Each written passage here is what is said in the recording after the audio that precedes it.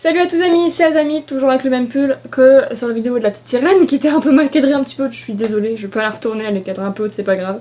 Donc voilà. Donc du coup cette fois-ci je vous retrouve toujours pour mes lectures du mois de novembre, parce que là j'avais lu le tome 2 du roman de Ace que je vous avais présenté le 1, le mois d'avant je crois, ou le mois d'encore avant, je sais plus. Donc du coup au début j'allais vous dire, allez voir la première vidéo parce que je peux pas vous dire grand chose, mais au final je me suis dit que j'allais plutôt faire une revue de... Le truc est tout défoncé, je l'ai prêté à quelqu'un. Il est revenu tout corné. Voilà, nickel. J'allais plutôt vous faire une vidéo un peu plus complète sur ce que j'ai pensé des deux, avec une partie spoil, une partie pas spoil, comme j'avais fait pour la petite sirène et pour la saga Un palier d'épines de rose. En plus, c'est une saga terminée, il n'y a que 2 tomes, c'est pas très long, donc voilà. Du coup, je vous propose tout de suite de vous engouffrer dans l'univers de One Piece. Let's go! Donc, du coup, pour la partie non spoil, on va commencer par le résumé du 1. Évidemment, je ne vous lirai pas le résumé du 2. Même dans la partie non spoil, dans la partie spoil, parce que dans la partie spoil, normalement vous avez déjà dû lire les deux, donc ça ne sert à rien. Donc du coup, c'est parti. Des années avant que les filles ne prennent la mer, découvrez comment Ace s'est constitué son équipage, et comment il a acquis les pouvoirs du pyrofruit. Voilà, c'est le... c'est court hein, comme résumé, je sais. Ne vous inquiétez pas, le 2 est un peu plus long, mais bon, je vais vous montrer, sinon ça va spoiler. Donc du coup, ces bouquins, que dire dessus? Beaucoup de choses. Alors, moi je suis une grande fan de One Piece, j'adore One Piece. Ça fait un petit moment que j'ai pas regardé l'anime, ça va faire 5 ou 6 semaines, oupsie. Mais je lis Escan, donc bon, ça rattrape un peu le truc. Mais alors, ces bouquins, je voulais vraiment les avoir. Le 1, j'ai eu énormément mal à trouver, c'est mon copain qui l'a trouvé.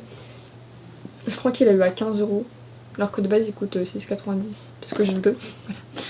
Donc, pardon, j'ai le... Je suis désolée, je sais pas où il a trouvé. Peut-être que si jamais je lui demande, il va peut-être me retrouver le site, mais c'est même pas sûr. Parce que bon, ça fait quelques mois maintenant, il me l'a acheté en juin ou juillet. Ouais, un truc comme ça. Ou peut-être août, je sais plus. Donc du coup, bon, ça date un petit peu, donc je sais pas s'il va savoir le retrouver, mais bon. Donc du coup, je m'égare. Puis je pense que maintenant il va le trouver plus facilement. Donc en fait, ces 2 bouquins vous racontent comment Ace...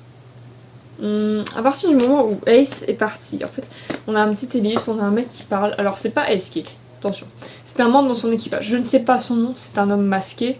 Certainement que ça doit être lui. Voilà. Et en fait, il raconte son histoire de A à Z. Donc quand je dis de A à Z, c'est pas attention jusqu'à sa mort, c'est jusqu'à son entrée chez Barbe Blanche. Voilà. On le quitte à l'entrée de l'équipe, dans son équipage, enfin dans l'équipage de Barbe Blanche. Je crois qu'il y a que 2 tomes et pas 3. J'espère, sinon je me foire un petit peu, mais pour moi il y en a que 2. En tout cas. Donc du coup dans le tome 1 c'est plus axé sur son amitié aussi avec quelqu'un de la marine, un peu l'attachement, le fait qu'il refuse certaines propositions du gouvernement. Alors je rentre pas trop en détail parce qu'il me semble pas que dans le manga on en ait spécialement parlé.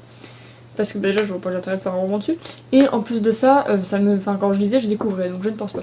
C'est vrai, on a aussi l'obtention du pyrofruit, où il a obtenu, quand, comment, comment a-t-il rencontré la première personne de son équipage, on a un peu tout ça, et comment est-ce qu'au fur et à mesure il a trouvé son équipage. Donc ça c'est vraiment le tome 1.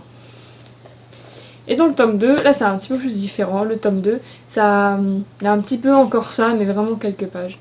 Et après on rentre dans le fait de l'affrontement que Ace a eu avec Barbe Blanche, voilà, donc ils ont eu un affrontement, qui a découlé sur le fait que Ace s'est retrouvé sur son bateau, et là on a parlé un peu je crois en Marineford, que Ace avait essayé de battre de nombreuses fois Barbe Blanche et qu'il avait fini par rejoindre son équipage à cause d'un pari perdu. Donc là on a un peu plus de détails sur le pari en fait passé avec les membres de l'équipage de Barbe Blanche. Et du coup on a un peu déjà toute une partie relationnelle avec ceux qui dirigent les flottes de Barbe Blanche. Donc à l'époque par exemple il y avait Barbe Noire, voilà. On entend beaucoup parler de lui. Et donc voilà, il y a un peu vraiment tout cet aspect là autour de Barbe Blanche, de son entrée dans l'équipage, de comment ça s'est fait, la relation qu'il entretient avec Barbe Blanche. Voilà, c'est vraiment ça. Alors, mon avis sur les bouquins, je pense pas que je ferai une partie spoil parce qu'il n'y a pas vraiment de spoil à faire en fait, puisque ce que j'ai lu c'était globalement très bon. Donc j'ai pas spécialement de spoil à faire en disant ouais cette partie là, what the fuck, ou ouais cette partie là, vous en avez pensé quoi? Moi j'ai trouvé ça un peu bizarre. Là non, vraiment, moi le seul truc qui m'a fait bizarre c'est qu'on s'arrête après son entrée chez Barbe Blanche. Ça m'a fait un peu chier, j'avoue. Moi je m'attendais vraiment à voir de tout, de A à Z jusqu'à sa mort en fait. Mais non, après je me doute que ça aurait peut-être été un peu long. Parce que déjà là, la fin du tome 1 traînait un peu en longueur. Le début du tome 2 aussi. Et même le moment dans l'équipage de Barbe Blanche avec le pari traîne un petit peu en longueur aussi. Donc bon, c'est un peu dommage. Après, c'est vrai que ça reste quand même très court. Alors attention, c'est pas du manga dedans, c'est vraiment du texte. C'est vraiment un roman dans une couverture de manga. Voilà. Donc il y a quelques petits trucs à la fin. J'essaie de vous montrer de manière très globale. Voilà, j'ai caractère, tout ça, voilà. Sinon, c'est vraiment que du... Donc voilà, des designs. C'est vraiment du texte, du texte, du texte. Il y a 3 chapitres par tome, il me semble. Je crois qu'il n'y en a que 3 aussi. Ah non, 5, pardon. Ou 6. Mais c'est vraiment des très gros chapitres. Hein. Là, il n'y a que 3 chapitres. Le bouquin, il est quand même comme ça. Bon, c'est pas non plus un bouquin très long. Attention, il fait que 177 pages.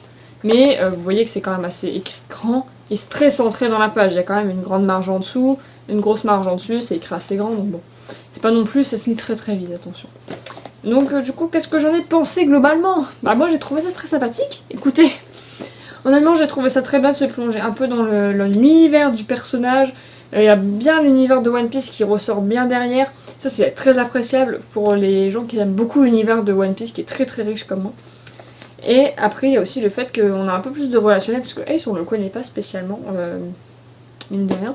On le connaît avec Marineford, avec Alabasta un petit peu quand il vient, mais on le voit pas beaucoup. On connaît un peu plus à Marineford quand il y a son exécution, où il y a le passage, le flashback du Mont Corvo juste après. Mais sinon, on connaît pas sa vie, on sait pas comment est-ce qu'il est rentré dans l'équipage de Barbe Blanche, grosso modo on sait, mais on n'a pas de détails.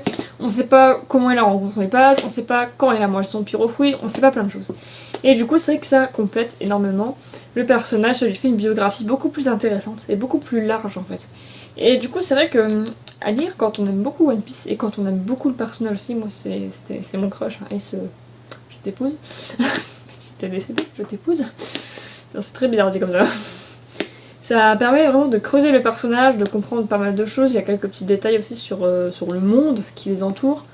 Donc ça fait des petits détails en plus sur l'univers. Ça donne un petit coup de peps aussi. C'est vraiment très sympathique à ce niveau-là. Il parle un petit peu de son frère, mais très très rarement. Je crois qu'il doit l'évoquer 1 ou 2 fois dans le bouquin, mais vraiment pas beaucoup. Et il y a beaucoup aussi le fait de questionnement qui est très intéressant sur son père, sur pourquoi est-ce qu'il a jamais su battre Barbe Blanche, pourquoi est-ce qu'il lui en veut, tout ça. Il y a vraiment ce mélange en fait de questionnement qui se pose sur son père qui est très intéressante. Et donc voilà, c'est vraiment un truc... Alors, je dirais pas que c'est indispensable quand on aime One Piece, mais c'est un plus. Voilà. C'est vraiment un plus, c'est un peu comme... Vous savez, ils avaient fait pour Naruto le roman de Sasuke, le roman de... Non, c'était un truc sur Jiraiya, je sais plus si ça s'appelle le roman de Jiraiya ou pas. Enfin voilà, ils en avaient fait quelques-uns. Il y avait celui de Kakashi aussi, mais on en fait plusieurs, mais j'en ai que quelques-uns moi. Et c'est un peu le même style, ça alimente la biographie du personnage. Après, c'est pas indispensable. Personnellement, moi déjà je l'aurais fait qu'en un tome, pas 2. Parce que bon, c'est vraiment très... ça tourne en longueur et ça aurait peut-être moins fait cet effet-là en un seul tome.